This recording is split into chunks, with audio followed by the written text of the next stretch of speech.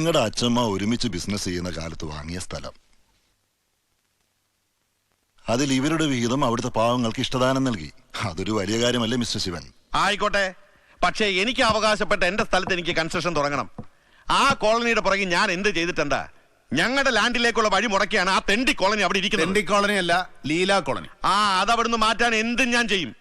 കണ്ടല്ലോ വമ്പത്തരം. മാന്യായിട്ട് പ്രശ്നങ്ങൾ പറഞ്ഞു തീർക്കാൻ നിങ്ങൾ പറഞ്ഞുകൊണ്ടാണ് ഞാൻ വന്നത്.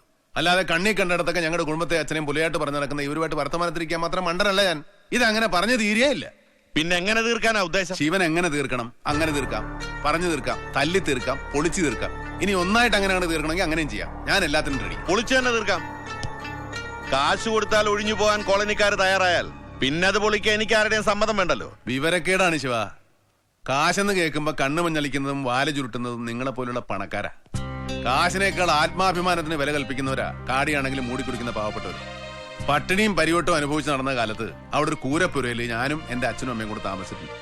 ഞങ്ങൾ ആ സ്ഥലം അവർക്ക് ഇഷ്ടദാനം കൊടുത്തപ്പോ അവരെന്റെ അമ്മയുടെ പേരാ ആ കോളനിക്ക് വിളിച്ചത്. അത് ആ പേരിൽ അവിടെ തന്നെ കാണും. ശിവനൊരു കാര്യം ചെയ്യും, നിങ്ങൾ ആ സ്ഥലം വിൽക്കാൻ തീരുമാനിക്കും. പൊന്നുമലക്ക് ഞാൻ എടുത്തോളാം. പൊന്നുമലക്ക്. ഞങ്ങൾ എന്നും വിൽക്കേണ്ടവരും നഷ്ടപ്പെടേണ്ടവരും, ലീലാ ഗ്രൂപ്പ് എന്നും വാങ്ങുന്നവരും നേടുന്നവരും ഒരു തരിമണ്ണി ഞാൻ വിട്ടുതരില്ല. അവിടെ ഞാൻ ഉദ്ദേശിച്ചത് നടക്കും, നടത്തിയിരിക്കും.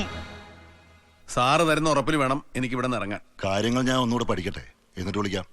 അതുവരെ അവിടെ മറ്റു നടപടികൾക്കൊന്നും അനുവദിക്കില്ല. പോരെ?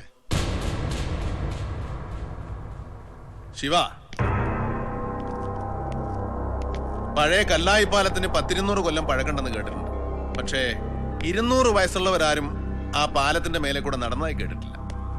ഭൂമിയോടും സ്വത്തിനോടുമുള്ള ആക്രാന്തം മൂത്ത് എന്റെ അമ്മന്റെ പേരിൽ ആ മണ്ണിലെങ്ങാനും ഗുണ്ടായിസം കാണിക്കാൻ വന്ന അമ്മയാണ് ഞാൻ. ഇറങ്ങേ കളിക്കുകയും ചെയ്യും. ആ കളി കാര്യം.